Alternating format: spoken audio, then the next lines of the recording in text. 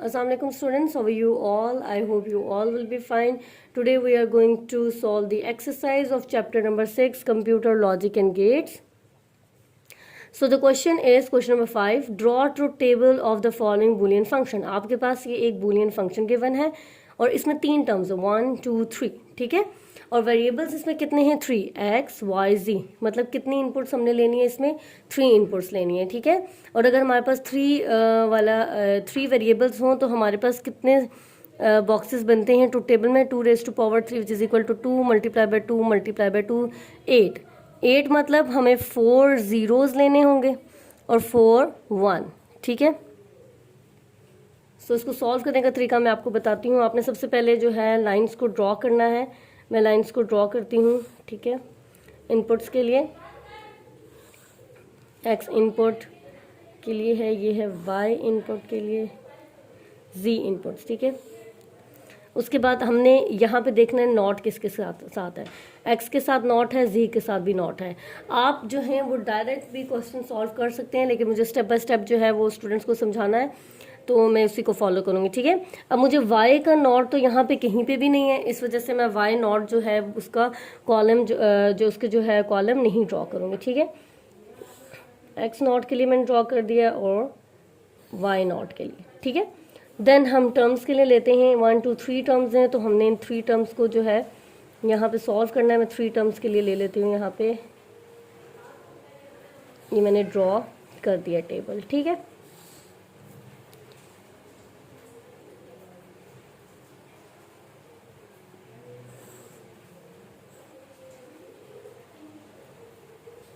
इनको फिल करते हैं। 3 वेरिएबल्स हैं मेरे पास, 3 इनपुट्स लेनी है मैंने, x इनपुट लेनी है, y और z, ठीक है।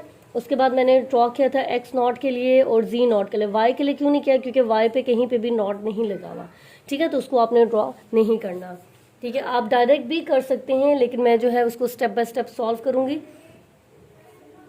x नॉट और z नॉट था, ठीक है। इसके अलावा x नॉट y और z, इस टर्म को हमने सॉल्व करना है, x नॉट y और z, इस टर्म को भी हमने सॉल्व करना है, x y और z नॉट, और फिर आपस में लास्ट में मैंने क्या करना है, इन तीनों टर्म्स को जो है वो प्लस कर देना है, ठीक है। तो मैंने प्लस वाला नहीं बनाया था, मैं भी यहाँ बना देती हूँ, जो कि हमारे पास फाइनल आंसर होगा, ठीक है। अब इसको लिखते हैं। मैंने आपको बताया था हमारे पास 3 वेरिएबल्स हों तो हमें जो है वो 4 जीरोज लेने हैं, ठीक है। कुछ लोग जो है 1s को पहले लिख लेते हैं, तो आप बेशक 1 को पहले लिख लें, लेकिन मैंने 0 को लिखा है, ठीक है। 1 2 3 4 3 वेरिएबल्स है, तो कितनी इनपुट्स लेंगे हम यहाँ पे, मतलब कितने पॉसिबल कम्बिनेशंस बनाएंगे हम यहाँ पे, 3 इनपुट्स और 8 पॉसिबल कम्बिनेशंस बनाएंगे हम के, ठीक है। 0 0 1 1 0 0 1 1 0 1 0 1 0 1 0 1, ठीक है। आपने इसको ऐसे ही ड्रॉ करना है, ठीक है। जब आप लिखेंगे, जब इस पे इनपुट आप लिखेंगे तो आपने ऐसे ही इसी पैटर्न में आपने इनपुट को लिखना है, ठीक है। अच्छा, अब हमने ये बोला था कि एक्स नॉट हमने जो है यहाँ पे लेना है। आप जो है वो अगर कोई स्टूडेंट डायरेक्ट करना चाहे तो वो यहाँ पे डायरेक्ट भी सॉल्व कर सकते हैं, ठीक है। और कोई अगर स्टेप में इस तरह आप ड्रॉ करेंगे तो आपके लिए जो है ना वो ईजी रहेगा, जो है एरर कम आएंगे आपके, ठीक है। तो x नॉट है, x नॉट का मतलब होता है कि इन्वर्स, तो 0 का इन्वर्स होगा 1, यहाँ पे भी 1, यहाँ पे भी 1, यहाँ पे 1। अब यहाँ पे 1 है तो इसका इन्वर्स क्या होगा, 0 0 0 0, ठीक है। 1 0 1 0 1 0 1 0, ठीक है। अब हम इसको सॉल्व करते हैं। हमने क्या करना है, x नॉट y और z लेना है। मेरे पास x नॉट ये है, z नॉट ये है और y ये है, तो मैं यहाँ पे पेंसिल रख देती हूँ ताकि इजीली हम इसको सॉल्व कर सके, ठीक है। और यहाँ पे मैंने एक हैंड रख दिया यहाँ पे, ठीक है। तो हम इसको सॉल्व करते हैं। 0 1 1 मल्टीप्लाई हो रहा है, ठीक है। यहाँ पे टर्म्स मल्टीप्लाई हो रही है, x नॉट अगर यहाँ पे हम लगा दें तो ये मल्टीप्लाई हो रही होती हैं।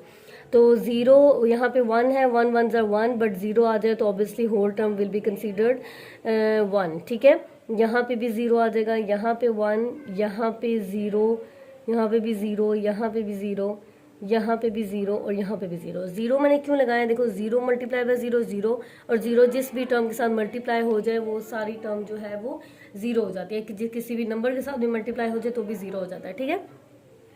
अब हम सॉल्व करते हैं एक्स नॉट वाई जी। हमारे पास एक्स नॉट ये है, वाई ये और जी ये है, ठीक है। तो हम इसको मल्टीप्लाई करते हैं, एक्स नॉट वाई और जी, ये भी ऑब्वियसली ज़ीरो हो जाएगा, ये भी ज़ीरो हो जाएगी टर्म, ये टर्म भी ज़ीरो हो जाएगी, ये वाली 1 0 0 0 एंड 0, ठीक है।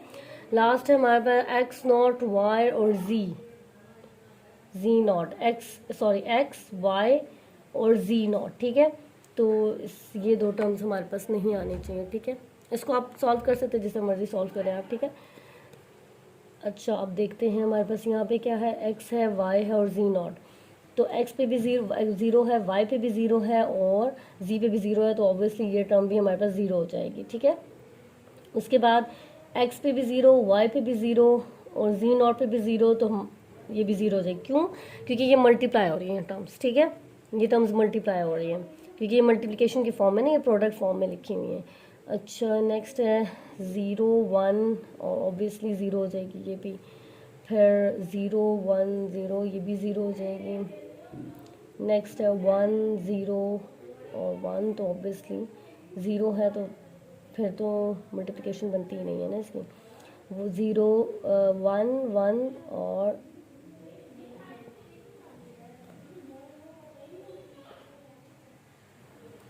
नेक्स्ट क्या है हमारे पास 0 और 1, फिर अगेन 0, मतलब 0 कहीं पे भी आ जाए तो फिर तो मल्टीप्लाई करने का बनता ही नहीं है, बस 0 ही लिखते हैं।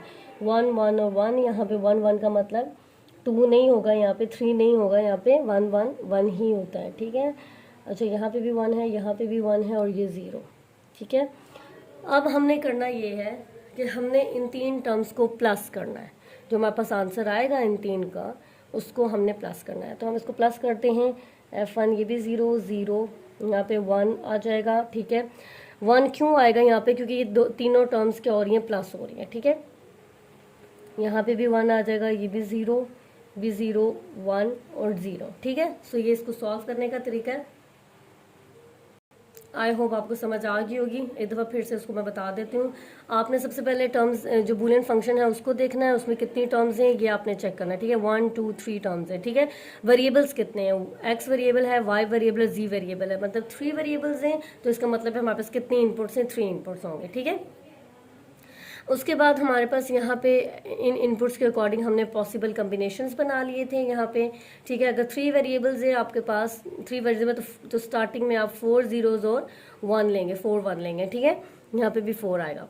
तो मैंने 0 से स्टार्ट किया, आप 1 से भी लिख सकते हैं, कुछ लोग 1 से स्टार्ट करते हैं, मैंने 0 से स्टार्ट कर दिया, तो 4 मैंने ज़ीरोज़ लिख दिए और 4 1s लिख दिए, ठीक है। फिर 0 0 1 1 0 0 1 1 0 1 0 1 0 1 0 1, ठीक है। अब हमने क्या किए, इनके पॉसिबल कॉम्बिनेशंस बना दिए, ठीक है।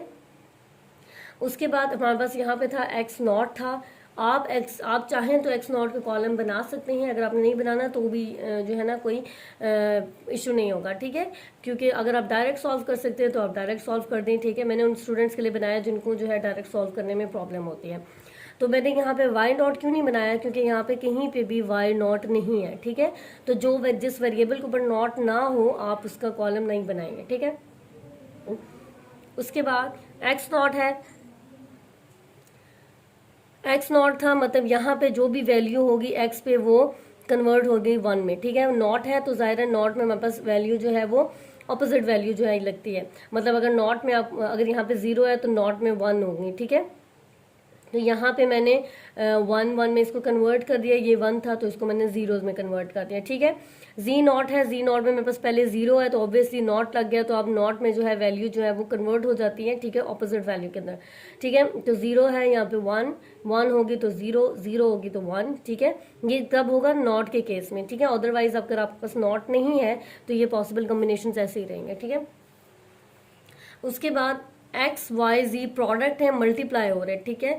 अगर प्लस हो रहे होते तो ये कुछ इस तरह लिखा होता, ठीक है। लेकिन यहाँ पे ये प्रोडक्ट की फॉर्म में लिखे हुए हैं तो तीनों मल्टीप्लाई हो रहे हैं, ठीक है। फिर हमने इन तीनों को मल्टीप्लाई किया था, टर्म्स को, एक्स नॉट को, वाई और जी नॉट को।